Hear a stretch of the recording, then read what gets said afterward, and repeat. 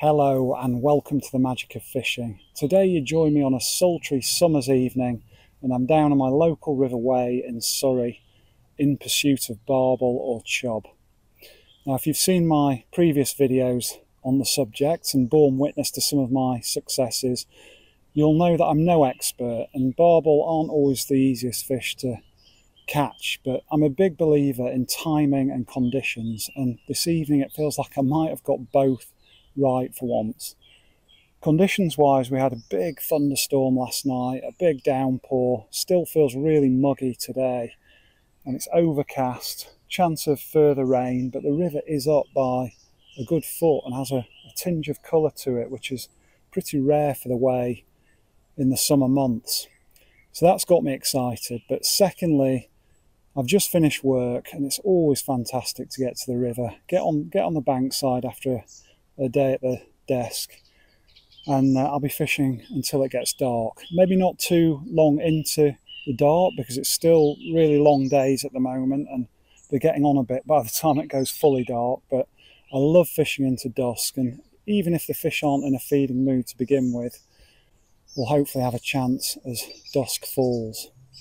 I'll be happy with a barbel or a chub, you know me, but let's see how we get on. And let me show you this beautiful swim that I've chosen, which I've not actually fished before. You can see the rod's already in the water. I didn't want to waste any time. And the light levels are already falling a little bit, but I've set up under this gigantic oak tree. It really is an old giant. So not that there is much sun at the moment, but I'd certainly be in the shade if there was. That's the view upstream, and I've already seen a kingfisher flash by. Lots of the invasive Himalayan balsam on the far bank already in flower. And there you can see the first of several willows on the opposite bank.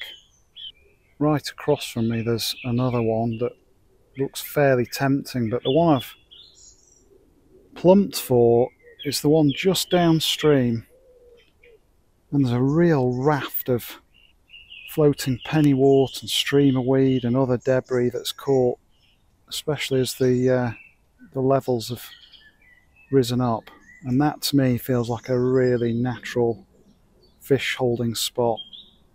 I'm fishing a feeder today, and that's ideal for getting some bait down under that raft, but these overhanging oak branches really make casting tricky, and I had to sort of stand up and almost side cast, skim the feeder in, and that was the gap I'm aiming for, and I've already managed to land it at least once just above the overhanging branches and the main raft.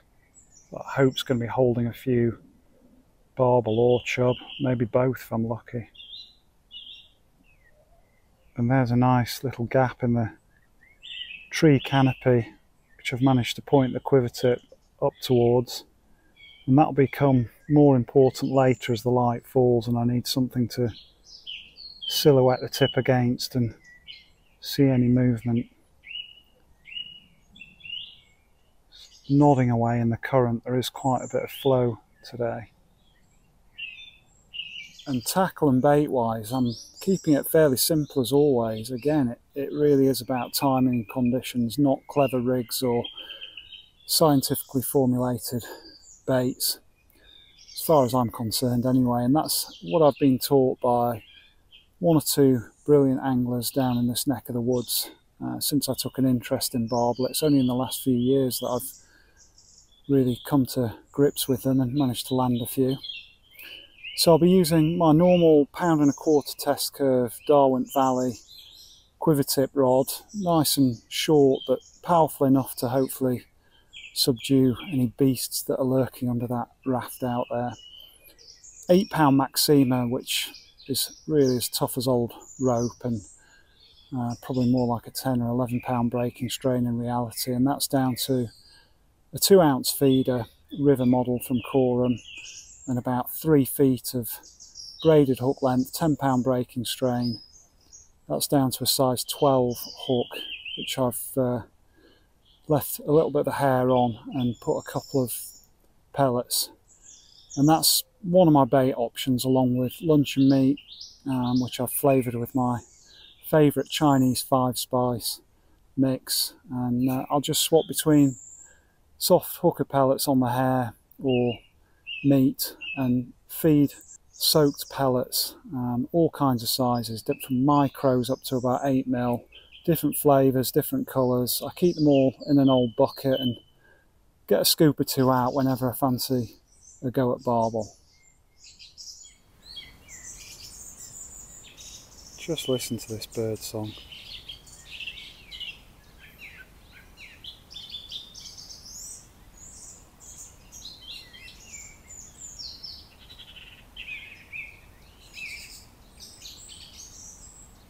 Beautiful.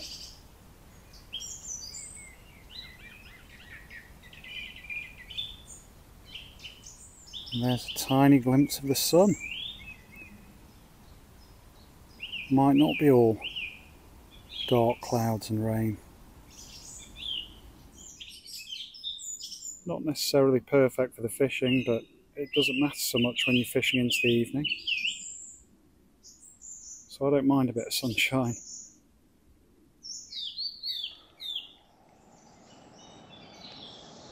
Oh my God, guys. The rod's absolutely ripped off.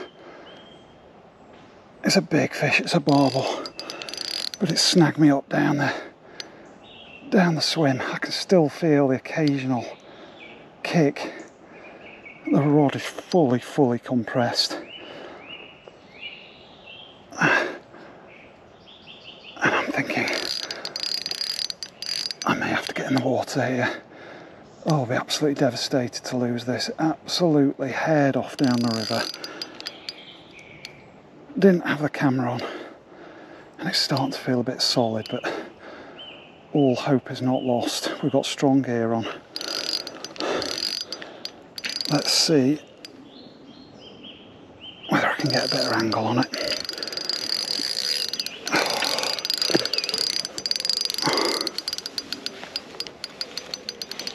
Oh, I'd so like to get one out, but it's gone very solid. Bit of movement there. Bit of movement. Come on. Come on, the fishing gods. The rod is bent double. This feels like a really good fish.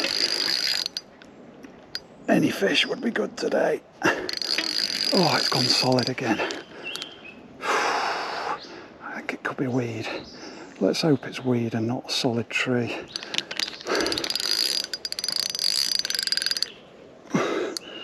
Changing angles. It's starting to feel very solid. What a shame if this comes off. Patience, John. We'll keep the pressure on for a bit. If that's no good, we'll try giving it some slack. But God, my heart's going. Come back to me in a second. Oh guys, we are in the jungle, but I've just got a different angle on it and it started thumping again. I've really got to keep it out of this. Whoa. Oh my God. Welcome to fishing in the jungle. Oh God, I'm relieved. You can actually feel the fish again. Thank God for that. No one likes losing a fish, but the barbel for the cameras is too much for any man. Oh, made it back to the peg. Now I can afford to slacken the clutch a touch. Oh wow. Really thought I'd lost it. Don't even know it is a barbel for sure, of course, but I've had big eels out of this stretch, for example, but it's definitely not a roach or a perch. There's a few drops of rain start coming down. I can see there's weed on just below the feeder. What a bend in this rod. What a bit of early drama. That was on the first cast, though. It's It's a lovely barbel. I can't tell you, my knees are shaking, arms starting to shake. Let's get the net ready. Oh God, you don't get fishing much more exciting than this. Not in my book anyway. It's not a monster, but it's a very respectable fish. And we've only been fishing half an hour. Oh, beautiful. And we got him. Get in. It's actually not a bad fish. Oh wow. Totally blown away. There's a very noisy plane comes flying overhead. Let's get him unhooked and rested. Oh, so glad we got him out. Oh folks, I'm almost lost for words. This has got to be one of the highlights of my season, certainly the new season.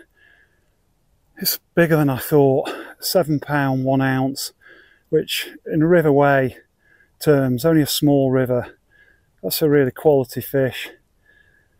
My PB's only just over the £10 or knocking on £11 mark, so this is my second biggest barbel ever, to put it in context, and it's absolutely immaculate, fighting fit.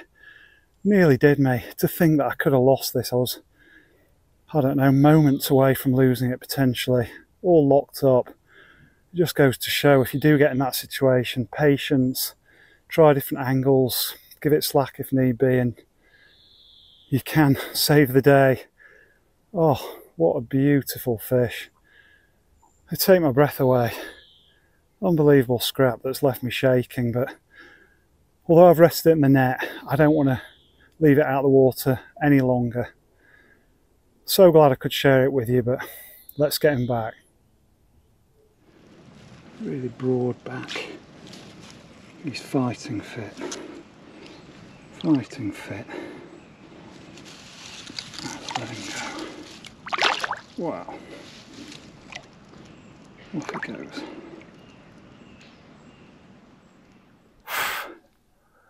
Unreal. Even the sun's come out. Again, I had a feeling the conditions were right, but proof is in the pudding, and you don't get much better proof than that. Absolutely left me a trembling wreck. For me, this is what the magic of fishing is all about. You'll have hopefully seen my video from the bridge pool on the famous Hampshire Avon earlier this summer, and you'll know I had one of the best days fishing I've ever experienced, with a mate, fishing from the pond and catching some spectacular fish, from big sea trout to my PB perch. That's probably still the pinnacle of this incredible year and season, and will probably remain one of the best fishing days of my life. But today will be right up there with those memories too. This is my local patch, my local river, or it has been since I moved down to Surrey 25 years ago from Sheffield. And as I said at the start of the video, it's not always easy catching barbel, never mind for the cameras. So to have brought you with me to this beautiful little spot, almost feels like a glade. There's no access, or at least swims on the far bank. It's all overgrowth. There's no one else fishing that I'm aware of this evening. It feels like this paradise is mine alone, and the evening is yet young. The sun's come out, and I've had my second best barbel ever. So yeah, almost speechless, but amazing that I've managed to share it with you folks at home.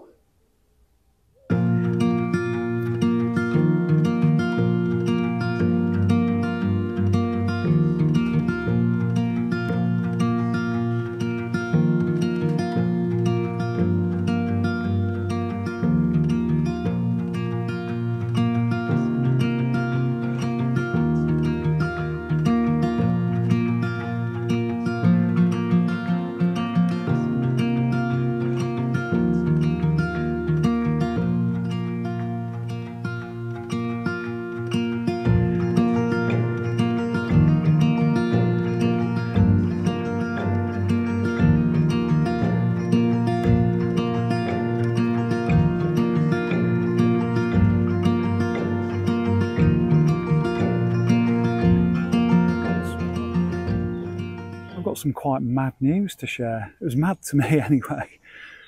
I've only been doing this YouTube malarkey for a year now and blown away, as always, by all the support from you folks at home. So thank you, as always, for your continuing views and all of you who've subscribed, and particularly those of you who comment. But something quite unexpected happened the other week, which was I got an email from a company called Armitech.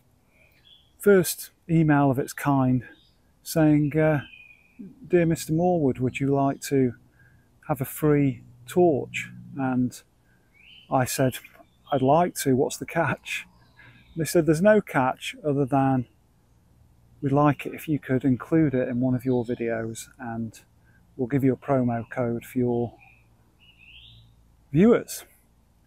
And I thought, well, okay, that's not a bad thing. But I went back to them and said, look, I don't do product reviews, I'm not sponsored by anyone, and I'm not really doing this to sell anything to my viewers. But they did point out, well, you don't have to do any kind of a review.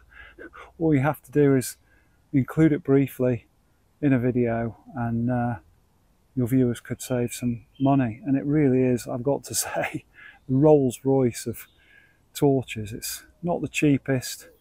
I think it's the C2 Pro model. I've actually got it here. Really small but really heavy. And I've always said, you know, tech products, you can tell by the weight if they're quality or not. It's magnetic and it clips in to the recharging port really easily. And then it's got a really sturdy clip on the side, and that can go on your belt, it can go on the peak of a cap, or it comes with a head torch band and attachment which it slips onto as well. And it is ridiculously powerful, I've got to say. I've never seen anything quite like it. You can't tell at this point, of course, whether it's bright or not, but just looking at the details of the packaging here, 2,500 max lumens, 131 meters throw. In other words, it's bloody bright, and 6 months runtime on a single charge. So, along with a 10-year no hassle warranty, yeah, it's the creme de la creme of compact torches and headlamps. But not here to flog you anything, just letting you know there is a promo code in the description of the video if you fancy taking a look and saving. I think it's 10%. But now let's get back to the fishing. And rest assured, the magic of fishing is not about to become the shopping channel. But hey, if I can offer you a completely optional saving on something and I get a free bit of kit, I don't mind the odd one. And I've got this small but mighty hook to thank for the fact that I didn't lose that fish in the snags. It was stuck for quite some time, but that's a fairly small size 12 Drennan Super Specialist. And I have checked the hook length to make sure there's no damage from that snag. Looks in pretty good nick to me. So we've filled the feeder again with that pellet mash. And now it's time for the patent pending Morwood slingshot cast into that gap. And if I pull this off first time for the cameras, you'll know how luck's in this evening. Here we go. Backhanded sideways. Boom. Right where I wanted it. That doesn't happen too often.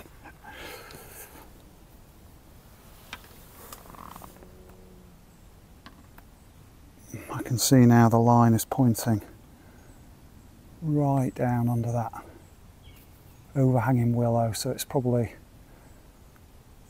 7 or 8 foot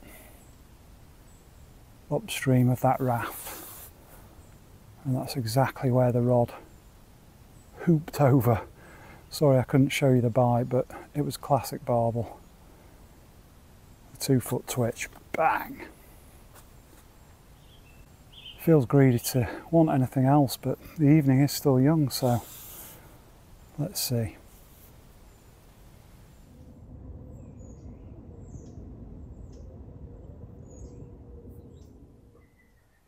Well, we're back out on a third chuck and I can't quite believe it. I am giving it plenty of time. It was about 20 minutes, that barbel. 20 minutes into the first chuck. I'm now about 10 minutes into a third cast. And the beauty of barbeling in the summer is there's not half as much crap coming down the river. Quite often find in winter, especially when the river's flooded, there's all sorts coming down, and you might get your lead or your feeder into a good spot and then everything gets wiped out by a big clump of weed or branch coming down, especially on these small, relatively narrow rivers. But yeah, it's nice to be able to leave it out confidently, already knowing there's some fish feeding. And it is now feeling like proper evening, still relatively early, it's about 7:30. It's July as I film this, so right bang in the middle of summer. And I'll be very happy if I don't get another knock all evening. I really am made up, but can't complain having another few hours to fish. There's a nice bit of hemp in there as well. So lots of small particles to not only draw them up, but then hopefully keep them grubbing around until they find my bait.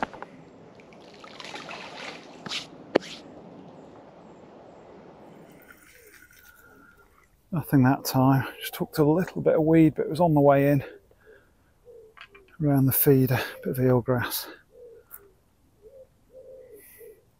Hook baits nice and intact.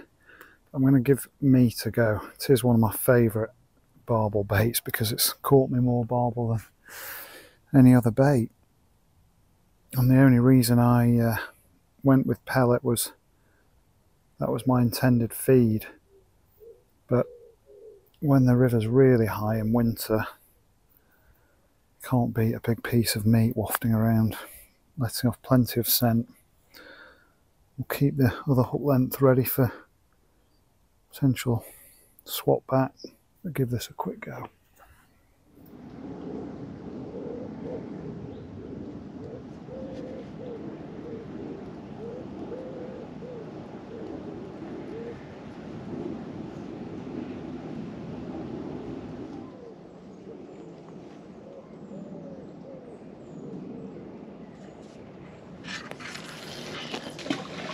Just check it just before it got to the far bank, and then the current sweeps it down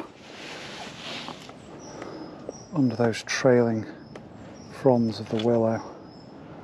That felt perfect.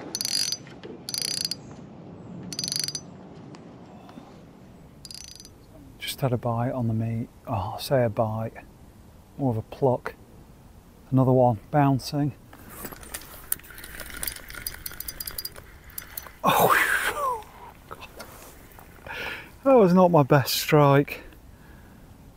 Made a bit of a hash of that, but just turned the camera on to say we'd had a knock and suddenly the tip's bouncing. But not in a big way. Could have been a small chub, could have been an eel. Wasn't a classic barbel bite, but encouraging stuff. Let's go back on the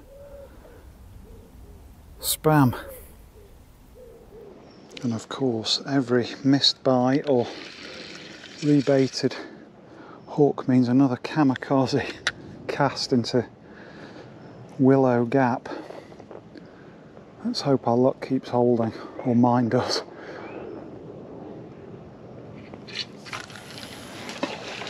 That's a little bit higher up, but it was nice and close in towards the bank, so might be fishing a touch further upstream from the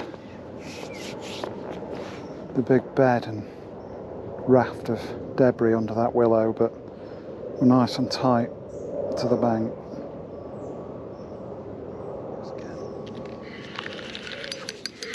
surely this time, yes. Oh wow. We've got another good fish. I'm really trying to keep it away from the snag sweat.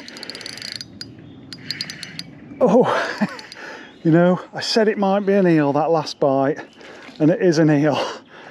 God, they always pull hard when you first hook them. But I tell you what, it's a bit of action on the meat, and I don't mind getting the odd bite from an eel. But that really did feel like another barbel when I struck into it. It was a very unusual bite. It's very much like the bite before. Tap, tap, tap, tap, tap. Then it really went.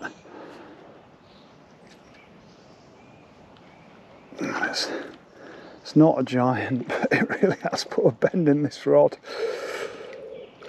And you can see why I didn't rule out an eel when I had that barbel and it was snagged up. You get one of these wrapped up in some weed and you struggle to get them out. Oh, I'm glad I brought the big net. Now, how is my rig going to look after this? Let's see what we can do. An old trick. Turn them upside down using the mesh of the net and they go completely, well, not quite in a coma, but they go completely still. Whether I'll be able to show you for the camera is a different matter, but let's see. Well, having done a bit of eel hypnotherapy, he's still very lively, but you get an idea. Amazing creatures, they really are. Not my favourite fish to catch, but they are sadly getting rarer. And yeah, to think he's been out at sea, swum all the way back up the Thames, into the Wey, and all the way up here to find my luncheon meat. Incredible fish. They can survive out of water quite some time, but I've got no interest in testing that, so just wanted to give you a quick look. He's woken up again now. Let's get him back in the river and see whether there's any more barbel or chub. Back he goes. And they always know where the river is. Now I need that towel. Well, it's amazing what you can catch on a lump of luncheon meat. I've had pike out of here. Eels much bigger than that, couple of times bigger probably, and of course barbel and chub, so really is a versatile bait. But having had bites on a couple of casts and an eel on the meat, I think I'll go back on the pellet, the proven barbel bait, this evening at least for now, and we'll give that another go. Well, I don't want to sound cocky, but I couldn't have landed that any better. Bang in that gap, but this time just above that lower willow and almost tight up against the bank. I was worried the hook was going to catch on something, but it all went in the water clean, and now the angle of the line would indicate I'm fishing right under that willow on the edge of that raft. Fingers crossed. And after that grey, really overcast and muggy start to the session, feels like the air's cleared up a bit and might even be a bit of sunshine somewhere beyond the trees. Still a good hour or two until dark, so prime time coming up in the next hour or two, but as I've already said, if that barbel's the main fish of this evening, I'll be more than happy. Bit of a golden touch to the light now. The birds above my head giving it their all.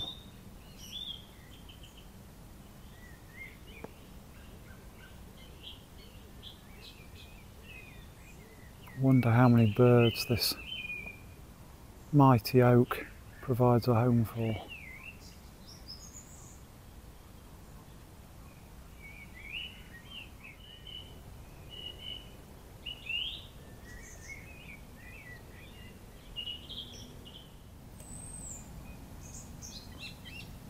So we've had the right conditions with that extra rainwater last night, the torrential downpour and the largely overcast skies. Now we're talking about the right time. It's about 8:30. Might not look it on the camera, but it's getting darker under this big tree. Probably got another hour of light, but it's going to be prime time, I hope. And if we don't catch anything by the time it gets dark, then we've certainly given it our best go. And I really will have done things by my book. Right time, right conditions. But it's a magical evening. Birds are so vocal tonight. I think the wind's dropped and suddenly feels really still. So it's just special to be out here, whatever happens next.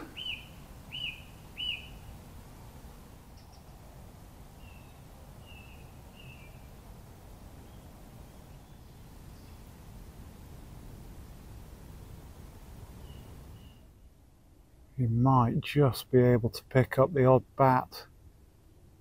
It's just started wheeling around underneath these sweeping boughs. And as always with these modern cameras, picking up a lot of light compared to what I can see. It's actually 9:30, and although there is a blur of colour over to the west with the setting sun, it's actually getting quite dark under the trees. It's amazing how light it still is at this time, mid-July. 9:30, and I can still see that tip without any problem. It's not pulled over again yet, but I think we've got another good half hour yet, so you never know. And now I've got the bats for company.